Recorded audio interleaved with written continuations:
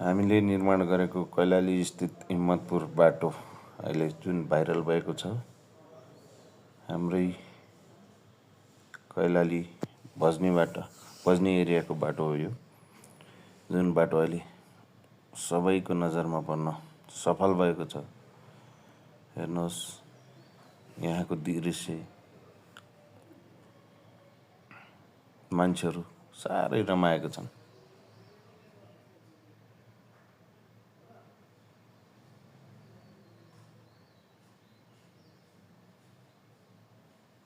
Viral भइसकेको छ बाटो, सबै एकचोटि आउनुहोस्, हेर्नुहोस्।